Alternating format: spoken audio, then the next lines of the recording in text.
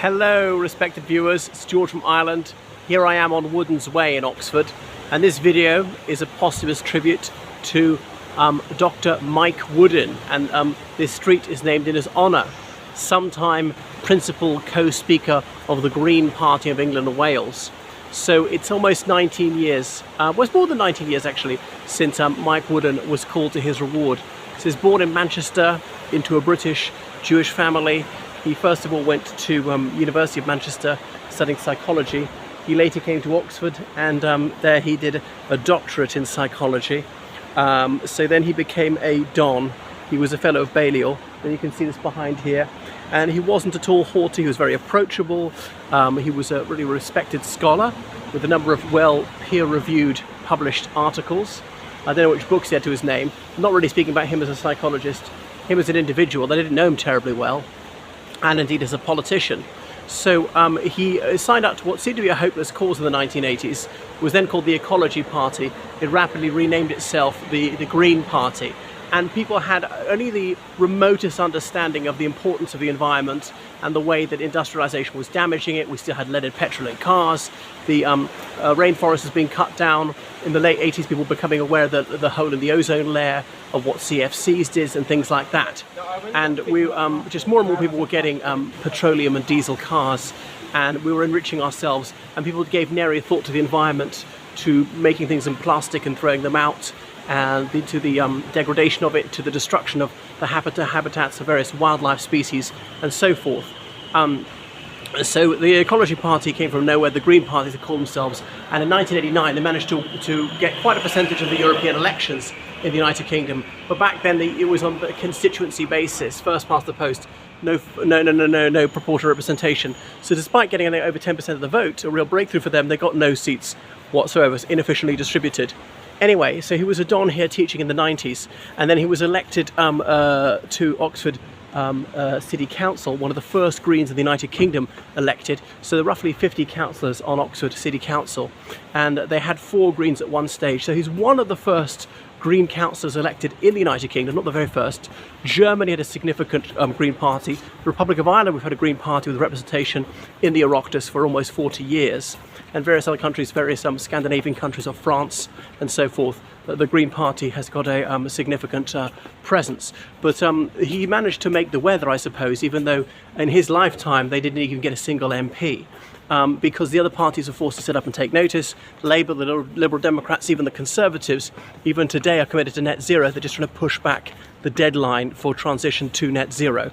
So he put things on the agenda that would not otherwise have been there.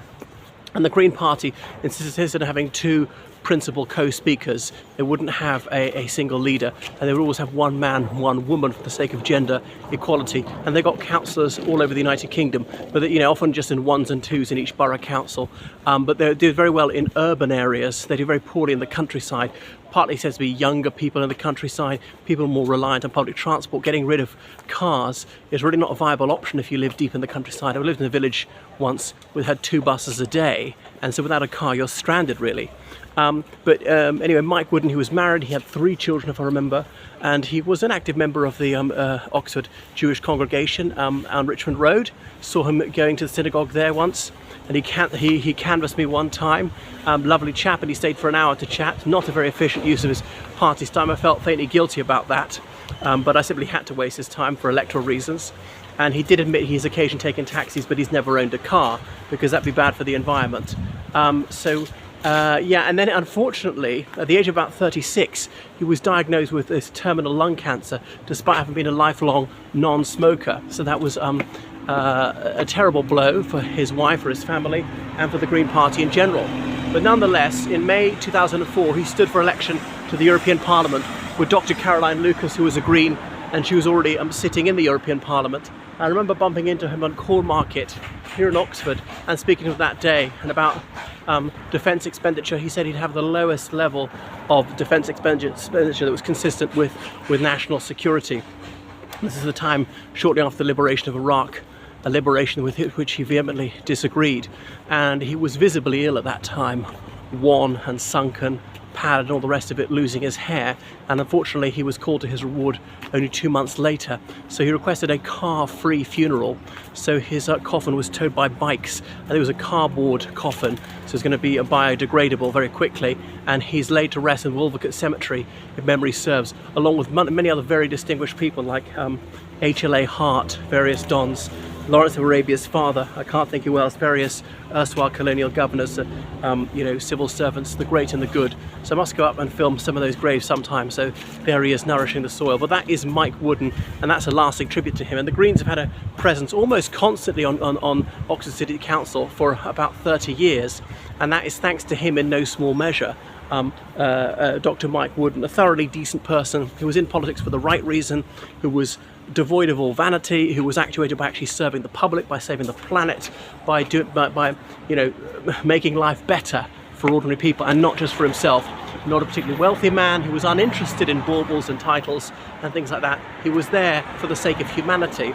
So he was trying to serve the local community, and he had the slogan, "Think global, act local." He was pleased no end when I repeated it back to him. So using sustainable forests, recycling things wherever possible, reducing carbon emissions, having long life light bulbs, all this kind of thing. He trailblazed. Okay, it's not him alone, but he has a significant share in all this, and he has put it on the political agenda, and it's thanks to him that the planet can be saved. I mean, it's not only him, but he made an outsized contribution to this very worthy cause, and it's an awful pity that the world was deprived of him relatively young in life. I mean, I don't know a single person who had a bad word to say about him, and I know politics can be a real snake pit. There are a lot of vicious people, there are a lot of smears, but I mean, even his deadliest enemy, did he have any enemies? They never badmouthed him, so it's very easy to get along with. Approachable, pleasant, courteous, reasonable, restrained, perhaps too restrained, some people thought. Yeah, and the fact we've got these cycle lanes is partly because of the Green Party. Park and ride, so you park your car out of town and you take the bus into town, trying to have the one-way system in Oxford, making Cornmarket a pedestrian street. You used to be able to drive up it in the early 90s and things like that, and that's why Oxford is one of the most cycle-friendly cities in the United Kingdom. Cambridge likewise, so undergraduates were particularly attracted to him. They did very well in that sort of central ward where the university is based. And it's partly a vote of confidence in him. So he's an active politician whilst he was an academic as well. He's no ivory tower intellectual, just theorising idly. So for him, politics obviously was something tangible. It wasn't something theoretical that existed solely in books.